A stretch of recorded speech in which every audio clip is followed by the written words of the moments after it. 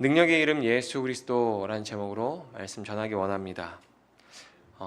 저는 이 사도행전을 볼 때마다 심장이 뛰고 막 설레더라고요. 여러분 어떠신지 모르겠는데 저는 이 사도행전 말씀 볼 때마다 저도 처음이에요. 이렇게 사도행전 볼 때 이렇게 막 심장이 뛰고 설레는 게 처음인데 왜 이렇게 설레는지 모르겠어요. 여러분, 베드로는 예수님을 부인하고 도망쳤던 제자입니다. 부인하고 도망쳤다는 것은 예수님을 좀 부끄러워했던 거잖아요. 그런 베드로가 부활의 주님을 만나고 성령을 받은 이후에 완전히 달라졌습니다. 사람들 앞에서 담대하게 부활의 복음을 외치잖아요. 그리고 또 오늘 말씀을 보면 예수님의 이름으로 안진뱅이를 일으켜서 세우고 그를 걷게 만듭니다. 베드로가 이렇게 변했다면 우리도 변할 수 있지 않을까요? 전 여기에서 설레는 거예요. 베드로가 그렇게 예수님을 부인하고 부끄러워했던 베드로가 많은 사람들 앞에서 복음을 담대하게 외칠 수 있었다면, 그가 안진뱅이를 일으켜서 일어나 걸으라고 말할 수 있는 그 믿음을 가졌다면 우리도 이렇게 베드로처럼 변할 수 있을까? 저는 여기에서 설레는 거예요. 변화된 베드로가 많은 사람을 변화시켰듯이 우리도 부활의 주님을 만나고 성령을 받았다면 다른 사람을 변화시킬 수 있지 않을까요? 저와 여러분이 사도행전 말씀을 통해서 변화되기를 소망합니다. 아멘. 변화되기를 소망합니다. 아멘. 그리고 더 예수님을 닮아가고 우리의 삶이 복음이 되는 놀라운 변화를 저는 소망하게 되는 거예요. 베드로가 이렇게 변했다면 우리도 변할 수 있지 않을까? 변할 수 있을 것 같아요. 변할 것 같아요. 성령을 기다리며 기도에 전념했던 제자들은 완전히 기도의 사람이 되었습니다. 오늘 본문 1절을 보면 이런 내용이 나와요. 제9시 기도 시간에 베드로와 요한이 성전에 올라갈새. 아멘. 베드로와 요한이 정해진 기도 시간이 되었을 때 기도하려고 성전을 찾았습니다. 어쩌다가 시간이 생겨서 시간이 남아서 기도하러 간 게 아닙니다. 두 사람이 만나서 어느 날 그냥 예수님의 이야기를 하다 보니까 은혜가 돼서 우리 기도나 하러 갈까 하고 기도하러 간 게 아니에요. 이 말씀에서 올라갈새라는 단어를 헬라어로 살펴보면 아네바이논입니다. 미완료 과거형을 사용해서 습관적인 행동을 나타내는 행위를 말하고 있는 거예요. 그러니까 베드로와 요한의 모습을 통해서 당시 초대교회 성도들의 모습을 반영해 주고 있는데, 어떠한 모습이냐면 그들은 그냥 시간이 나거나 어쩌다가 한 번씩 기도하려고 성전을 찾았던 게 아니라 정해진 시간에 지속적으로 기도의 자리에 나가서 기도했다는 거예요. 이런 제자들의 모습을 보면 예수님이 떠오릅니다. 그렇죠? 예수님 어떻게 기도하셨죠?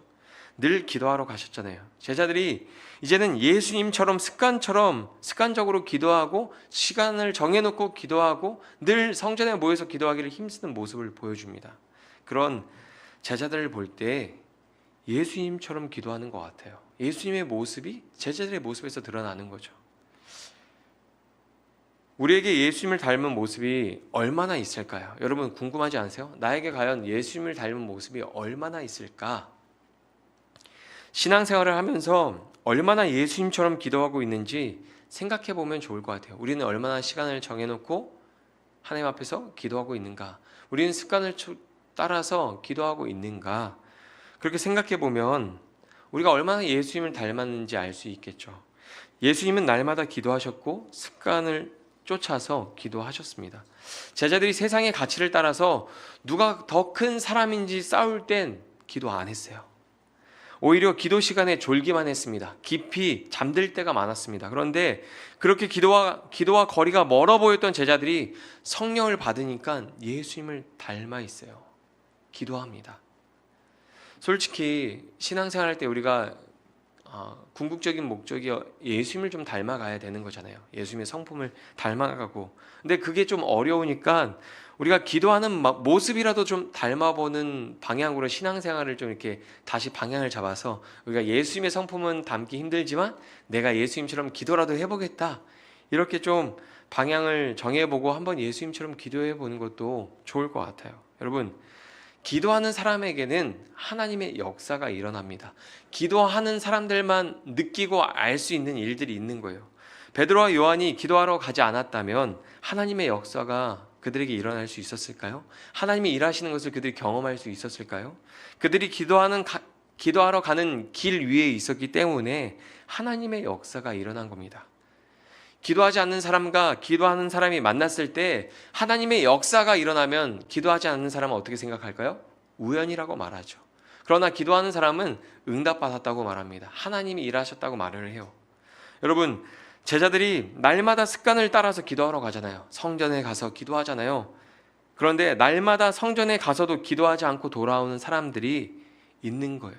그냥 제자들은 날마다 기도하러 성전에 가잖아요. 가서 기도하고 오는데 날마다 성전에 가면서도 하나님 찾지 않고 하나님 만나지 못하고 기도하지 않고 돌아오는 사람들이 있습니다. 오늘 본문 2절에 보면 이런 내용이 있어요. 나면서 못 걷게 된 이를 사람들이 메고 오니 이는 성전에 들어가는 사람들에게 구걸하기 위하여 날마다 미문이라는 성전문에 두는 자라. 아멘. 오늘 말씀에 나오는 안진뱅이를 보면 그는 태어날 때부터 걷지 못했던 사람입니다. 안진뱅이도 날마다 성전에 왔습니다. 그런데 그 사람이 성전에 오는 목적은 기도가 아니었어요. 하나님 때문에 성전을 찾아온 게 아니었습니다.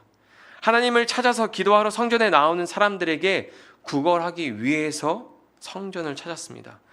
구걸이라는 단어를 헬라어로 살펴보면 동정, 연민, 친절한 행위를 의미하는 단어입니다.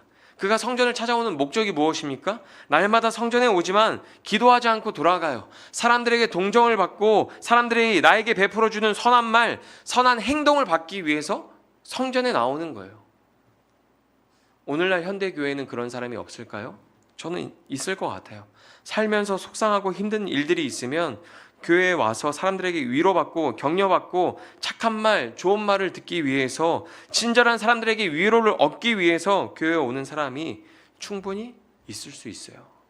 그게 잘못되었다고 말할 수 없죠. 그게 잘못된 일은 아닙니다. 그런데 심각한 문제는 기도하지 않는 거예요.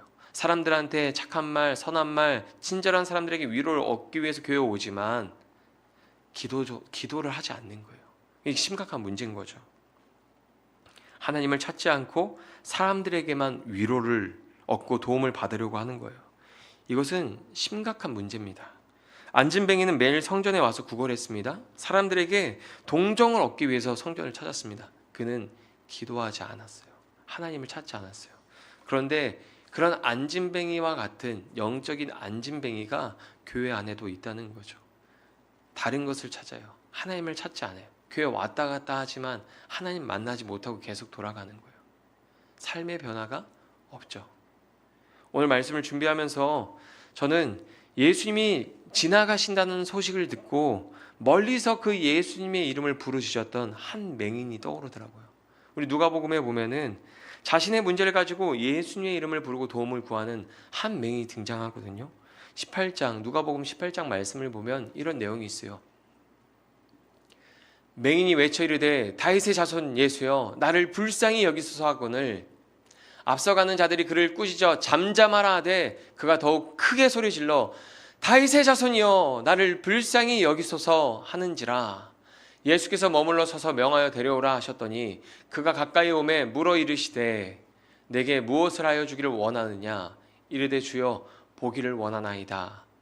예수께서 그에게 이르시되 보라 내 믿음이 너를 구원하였느니라 하시매 곧 보게 되어 하나님께 영광을 돌리며 예수를 따르니 백성이 다 이를 보고 하나님을 찬양하니라. 아멘. 여러분, 이 맹인이 태어날 때부터 맹인이었는지 아니면 후천적으로 맹인이었는지는 알 수 없지만 자신의 문제를 가지고 예수님의 이름을 부를 때 그의 문제가 해결됐습니다. 놀라운 사실은 예수님의 이름을 부를 때 사람들이 방해했어요. 도와주지 않아요. 방해했습니다. 시끄러워, 조용히 해. 그런데도 더 크게 예수님의 이름을 부르시잖아요. 어떤 문제든지 예수 그리스도의 이름을 부르면 그 이름으로 기도하면 문제가 해결이 됩니다. 그런데 오늘 본문에 나오는 안진뱅이는 날마다 성전에 와서도 하나님을 찾지 않았어요. 중요한 건 이 사람이 이방인이 아니었다는 거잖아요. 이 예루살렘 앞에 살고 있는 사람들이 대부분 다 유대인들이고 하나님을 신앙하는 사람들이란 말이에요. 근데 성전에 앉아서 하나님을 찾지 않아요. 여러분, 신앙생활하면서 얼마나 기도하십니까? 문제가 있으면 하나님을 찾고 예수님의 이름으로 기도하는 게 당연할 것 같지만 문제 앞에서도 하나님을 찾지 않는 사람이 있습니다. 안진뱅이처럼 그냥 사람들의 도움을 기다리고 사람들이 나를 불쌍하게 바라보고 친절을 베풀어 주기를 바라는 사람들이 교회 안에도 있다는 거예요. 여러분 기도하는 사람입니까? 문제가 크고 작든지 다 하나님께 기도하십시오. 문제가 없을 때에도 제자들처럼 시간을 정해놓고 지속적으로 기도하십시오. 베드로전서 5장 7절에 보면 이런 말씀이 있습니다. 우리 같이 읽어볼까요? 시작. 모든 걱정과 근심을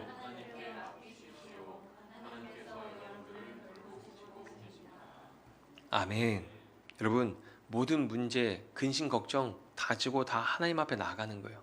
예수님의 이름으로 기도해야 하는 겁니다. 오늘 본문에 나오는 안진뱅이의 모습은 우리의 모습을 닮았습니다. 몇 가지 쭉 이제 안진뱅이에 대한 특징들이 나오는데요. 첫 번째로 그는 자기가 원하는 대로 걸을 수 없는 사람이었습니다. 안진뱅이는 태어날 때부터 한 번도 자기가 원하는 대로 걸어본 적이 없어요. 어디에 가고 싶어도 다른 사람이 도와주지 않으면 갈 수 없는 입장입니다. 항상 을의 입장에서 살아야 했어요. 가만히 생각해보면 우리도 원하지 않는 상황에 끌려서 현실을 살아가고 있습니다.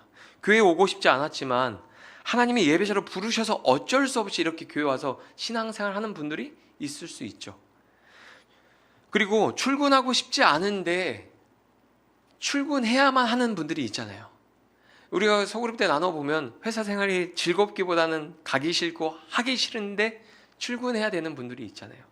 우리 아이들 유치원에 가고 학교에 가야 하는데 유치원에 가고 학교에 가기를 좋아하는 것보다 싫어할 때가 더 많죠. 학교에서 어떤 이벤트가 있고 행사가 있으면 좋아요. 막 기다리고 갑니다. 근데 그런 게 없으면 좀 쉬고 싶어하고 가기 싫어할 때가 있죠. 인생이 다 그런 것 같아요. 우리가 원하는 대로 걸을 수 없을 때가 더 많습니다. 우리는 한 번도 우리가 원하는 대로 제대로 걸어본 적이 없는 것 같아요. 살다 보면 친구 말을 듣고 친구 따라서 세상에서 이게 좋다더라 저게 좋다더라 하면 그거 했다가 저거 했다가 우리가 원하는 대로 걸어본 적이 아마 거의 없을 거예요. 두 번째로 그는 태어날 때부터 안진뱅이였습니다. 어떤 실수나 사고를 당해서 안진뱅이가 된 게 아니었어요. 자기한테 원인이 없는데 평생을 안진뱅이로 살아야 하는 현실이 그에게 얼마나 큰 고통이었을까요? 사실 모든 사람은 태어날 때부터 온전하지 않은 모습으로 태어납니다. 이 안진뱅이만 그런 게 아니죠. 신체적 장애를 가지고 있는 사람만 온전하지 않은 모습으로 태어나는 게 아닙니다. 모든 사람은 태어날 때부터 죄인이죠. 태어날 때부터 죄인으로 태어났기 때문에 인간은 가만히 있어도 악한 생각을 합니다. 죄를 짓지 않으려고 노력하고 애쓰지만 결국 죄를 짓고 멸망의 길을 가는 게 인간입니다. 그냥 그렇게 내버려두면 그 죄로 인해서 고통을 당하고 멸망을 당하고 죄의 심판을 피하지 못하게 되는 거죠. 세 번째로 안진뱅이는 평생 타인을 의존하면서 살았습니다.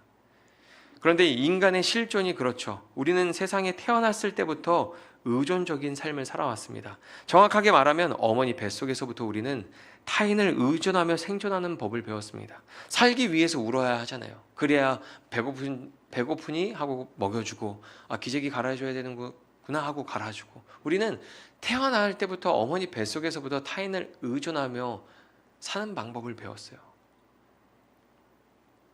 성인이 되면 달라질까요? 결혼하면 달라질까요?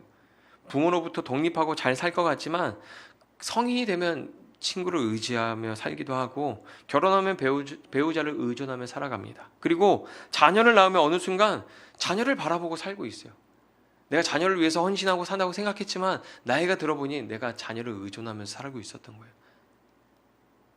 인간은 홀로 살 수 없는 존재입니다. 하나님의 형상대로 창조된 인간은 관계 속에서 살아가야 하기 때문이죠. 근데 그 인간이 하나님이 아닌 다른 것을 의존하며 살아갈 때 늘 공허하고 늘 부족한 결핍들을 느끼게 되는 것이죠. 네 번째로 안진뱅이의 불행이 그의 생계를 유지하는 수단이 되었습니다. 어쩌면 온전하지 못한 몸을 이용해서 사람들에게 동정을 받고 돈을 얻어야 하는 게 싫었을지도 몰라요. 누구나 사람은 하나님이 주신 몸과 재능으로 살아갑니다. 그런데 그것으로 하나님의 영광을 위해서 사용하는 사람은 많지 않습니다. 대부분 하나님이 주신 재능으로 하나님의 영광보다는 생존을 위한 수단으로 사용해서 살고 있죠. 그 재능을 가지고 어떤 밥벌이를 하거나 어떤 생계를 유지하기 위해서 그걸 사용하죠. 하나님의 영광을 위해서 사용하기보다는 그냥 생존을 위한 수단으로 사용할 때가 많습니다. 저는 이 말씀을 준비하면서 지난 부활절날 교회에서 특성했던 이정우 자매가 생각이 났어요. 그 자매가 아시다시피 시각적으로 그 앞이 잘 안 보이는 그런 장애가 있잖아요. 근데 그 분이 특송할 때 저는 어떻게 느꼈냐면 육신의 눈은 잘 보이지 않지만 보이지 않는 하나님을 누구보다 선명하게 바라보고 있는 것처럼 느껴졌거든요. 그리고 찬양하는 정우 자매의 얼굴이 너무 행복해 보였어요. 평안해 보였어요. 근심 걱정 하나도 그늘이 보이지 않았어요. 여러분, 우리의 현실이 어떠하든지 하나님의 영광을 위해서 우리의 몸과 재능을 사용할 때 더 행복한 삶이 되는 겁니다. 여러분, 다섯 번째, 마지막으로 안진뱅이를 이용하는 사람들이 있었습니다. 안진뱅이는 혼자서 아무것도 할 수 없는 사람이었습니다. 그런데 날마다 성전에 찾아와서 구걸했습니다. 그를 도와주는 사람들이 있었다는 것입니다. 사실 도와주기보다는 그를 이용해서 돈을 벌고 그의 행복을 빼앗아가는 사람들이 항상 곁에 있었다는 거예요. 성전 미문 앞에는 사람들이 가장 많이 다니는 길목이었습니다. 그리고 사람들이 많이 다니는 기도 시간에 안진뱅이를 그 길목에 앉혀두고 구걸하도록 했어요. 안진뱅이가 날마다 성전 앞에서 구걸하면서 겪었던 감정은 무엇이었을까요? 매일 반복되는 하루를 거듭할 때마다 절망감에 빠지지 않았을까요? 그에게 내일이나 소망이 있었을까요? 미래에 대한 소망이 있었을까요? 그에게 반복되는 오늘만 있는 거죠. 고통스러운 오늘. 자기의 불행을 이용해서 밥을 벌어먹고 사람들에게 이용당하지만 도망칠 수 없고 반복되는 고통과 절망 속에서 벗어날 수 없는 현실이라는 감옥에서 고통을 당해야 하는 거죠. 매일매일. 오늘 하루 먹고 사는 게 목적인 사람에게 미래에 대한 계획이나 소망이 있었을까요? 그는 영생에 대한 관심도 없었을 거예요. 베드로와 요한을 만났을 때도 그는 땅만 쳐다보고 있었습니다. 오늘 본문 4절에 보면 이런 말씀이 있어요. 베드로가 요한과 더불어 주목하여 이르되 우리를 보라 하니, 베드로와 요한이 가까이 다가갔는데도 그냥 땅만 쳐다보고 있는 거예요. 그러니까 뭐라고 말합니까? 고개를 들어라, 우리를 주목해서 봐라. 안진뱅이는 바뀔 수 없는 육체의 연약함 앞에 무기력하고 미래를 계획할 수 없는 현실에 낙심하고 절망해서 땅만 쳐다보고 사는 사람이었습니다. 그가 바라보는 것은 오늘 하루를 살아갈 수 있는 사람들의 도움이었어요. 밥그릇에 돈을 채우는 게 그의 인생에서 가장 큰 목적이었습니다. 오늘 본문 5절에서 6절 같이 읽어볼까요? 같이 읽겠습니다. 시작. 그가 그들에게 무엇을 얻을까 하여 바라보거늘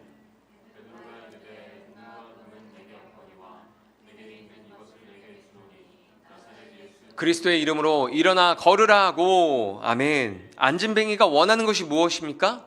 베드로가 말해줍니다. 은과 금은 내게 없거니와. 여러분, 돈이 그의 인생에서 가장 절박하고 중요한 목적이었습니다. 돈이 없으면 안 돼요.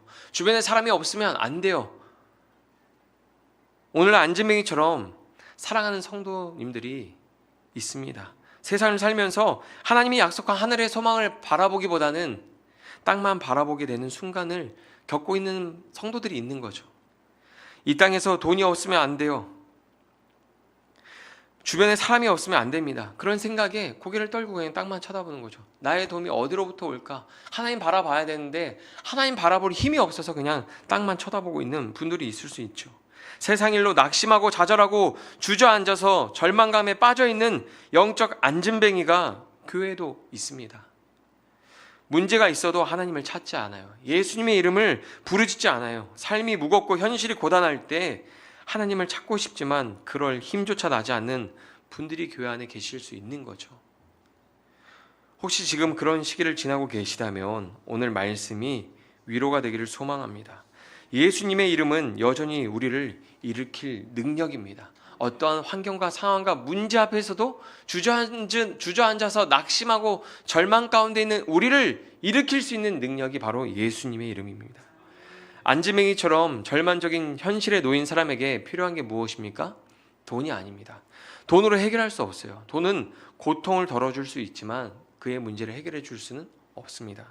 그래서 베드로가 은과 금은 내게 없다고 말하는 것입니다. 안진뱅이의 문제를 해결할 수 있는 방법이 재물에 있지 않고 제자들의 능력이 있지 않습니다. 그러면 안진뱅이와 같은 사람에게 정말 필요한 것은 무엇일까요? 바로 예수 그리스도죠.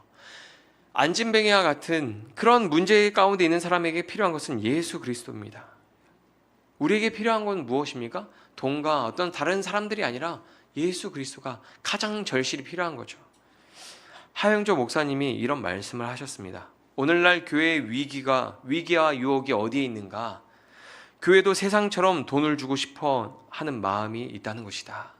여러분, 교회도 구제할 때, 사람들을 도와줄 때 돈으로 하려고 한다는 거예요. 그게 교회의 위기와 유혹이라는 겁니다. 교회의 본질은 은과 금이 아니라 예수 그리스도입니다. 그 이름에 능력이 있습니다. 여러분, 믿으시기 바랍니다. 이 말씀을 믿으시기 바랍니다. 어떤 선교사님이 이런 이야기를 하시더라고요. 전도할 때 그분은 그냥 전도하지 않는데요, 영적 기도를 시킨대요. 자, 따라하세요. 예수님, 저는 죄인입니다. 그런데 대부분 이 영적 기도를 시킬 때 이 예수님의 예자, 예수님, 이 말을 잘 못한다는 거예요. 저도 이 이야기를 들으면서 옛날 생각이 나더라고요. 제가 노방전도 하면서 영적 기도를 시킬 때 보면 교회를 한 번도 나가지 않았던 분들, 다른 종교를 가지고 있는 분들이 정말 기도를 못 따라해요. 그냥 예수님, 저는 죄인입니다, 따라할 수 있잖아요. 어려운 거 아니잖아요. 예수님 해보세요. 근데 예를 못해요.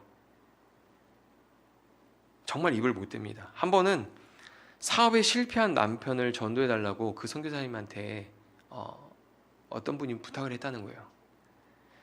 거친 세상을 살아오신 50대 남자분을 전도하려고 하니 만만치가 않았대. 막 그 어떤 신경전, 기싸움. 따라하세요. 예수님. 따라해보세요 하면서 예수님, 저는 죄인입니다. 막 이렇게 따라하는데, 그렇게 이제 영적 기도를 다 하고 마지막으로 예수님의 이름으로 기도드립니다. 아멘. 딱 끝나고 이제 그렇게 헤어졌답니다. 그렇게 헤어지고 나서 한 달 후에 다시 만나는데, 이제 사람들이 모여 있을 때 그분이 오셔서 그냥 서로 기도 제목을 나누고 있는데, 그분이 기도 제목을 이야기하라니까 이렇게 이야기한다는 거예요. 성령 충만하게 해달라고 기도 제목을 꺼냈다는 거예요. 한 달 후에. 그래서 아니, 이건 교회 다닌 사람들이 하는 기도 제목인데 어떤 일이 있었습니까? 하고 물어봤더니 그렇게 영적 기도하고 돌아갔는데 한 달 동안 계속 성경책만 읽었다는 거예요. 사업도 어차피 실패해서 시간도 많잖아요. 계속 성경만 읽었다는 거예요. 성경 읽고 싶어서. 여러분, 저 따라하세요. 예수님, 저는 죄인입니다. 이렇게 그 기도만 따라했는데, 예수님의 이름으로 기도했는데, 그 예수님의 이름에 능력이 있어서 그분이 성경을 읽고 싶어지고 예수님을 영접하고 예수님을 믿는 사람으로 살게 된 거예요. 여러분, 예수님의 이름에 정말 능력이 있습니다. 예수님의 이름으로 기도할 때 귀신이 떠나가고 질병이 떠나가고 죽은 영혼도 살아나는 은혜가 있습니다. 우리가 도저히 길이 보이지 않고 해결되지 않을 것 같은 문제도 예수님의 이름을 부를 때 길이 열리고 문제가 해결되는 역사가 일어납니다. 오늘 본문 6절에서 8절에 보면 이런 말씀이 있어요. 베드로가 이르되 은과 금은 내게 없거니와 내게 있는 이것을 내게 주노니 나사렛 예수 그리스도의 이름으로 일어나 걸으라 하고 오른손을 잡아 일으키니 발과 발목이 곧 힘을 얻고 뛰어 서서 걸으며 그들과 함께 성전으로 들어가면서 걷기도 하고 뛰기도 하며 하나님을 찬송하니. 아멘. 여러분, 예수님의 이름에 능력이 있다는 것을 믿으십니까? 예수님의 이름에 능력이 있다는 것을 믿으시기 바랍니다. 베드로가 안진뱅이를 향해서 예수 그리스도의 이름으로 일어나 걸으라 라고 외친 후에 어떻게 합니까? 그의 오른손을 잡아서 일으켰습니다. 일으켰어요. 그가 일어날 것이라는 것을 확신하지 못했다면 그의 손을 잡고 일으켜 세우지 못했을 거예요. 보통 우리가 어떤 그 신비주의 어떤 그런 이단적인 교회 가면 어떻게 기도하냐면, 자, 여러분 문제를 가지고 기도합시다. 자, 막 기도해줘요. 그러고 나서 문제가 해결되지 않으면 뭐라고 말하는지 아세요? 믿음이 부족해서 그렇습니다. 믿지 않아서 하나님이 일하지 않은 거예요. 막 이렇게 한단 말이에요. 편하죠, 그렇게 말하는 거. 근데 보세요. 예수 그리스도의 이름으로 일어나 걸으라고 손을 잡아서 일으키잖아요. 그리고 그 사람이 발과 발목에 힘이 생겨서 걷고 뛴단 말이에요. 베드로는 예수 그리스도의 이름에 능력이 있다는 것을 믿었습니다.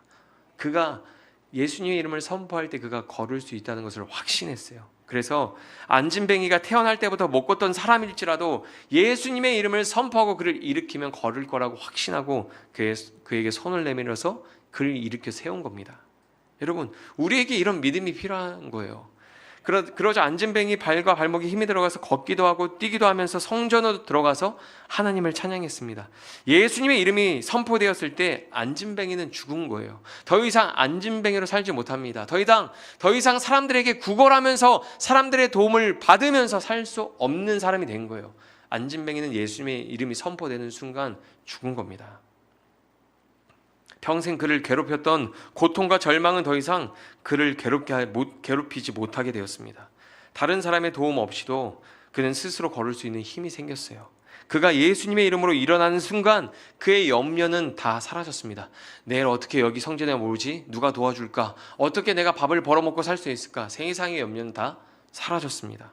예수님의 이름을 부를 때 우리를 괴롭혔던 고통과 절망은 더 이상 우리를 고통스럽게 하지 못합니다. 예수님의 이름을 부를 때 돈이나 사람들을 의지하지 않고 살 수 있게 됩니다. 예수님의 이름을 부르는 순간 세상의 모든 염려가 우리 안에서 사라지게 되고 그리스도의 평강이 우리를 주장하게 되는 것입니다. 사람이 할 수 있는 최선의 사랑이 돈을 주는 것입니다. 오늘 말씀에 보면 그의 고통을 덜어주는 거예요. 하지만 하나님이 할 수 있는 최선의 사랑은 고통의 근원을 해결해 주는 겁니다. 고통의 근원이 마르게 하는 것이죠. 우리가 해야 하는 가장 큰 사랑이 무엇일까요? 예수님의 이름으로 고통 가운데 있는 사람을 일으켜 주는 겁니다. 예수님의 이름으로 절망 가운데 있는 사람을 일으켜 주는 겁니다. 미래를 꿈꾸고 기대할 수 없었던 안진뱅이를 고통과 절망에서 일으켜 주었더니 그는 제자들과 함께 성전에 들어가서 하나님을 찬송합니다. 그에게 예배가 회복됐어요. 우리도 세상에서 고통당하고 낙심하고 절망감에 빠져있는 사람들에게 손을 내밀어 줘야 됩니다. 예수님의 이름으로 손을 내밀어 줘야 돼요. 주변에 어려운 사람, 힘든 사람, 도움이 필요한 사람이 보이면 이렇게 해보세요. 은과 금은 내게 없지만 형제님, 자매님, 제가 예수님의 이름으로 기도해 드릴게요. 그리고 기도해 주세요.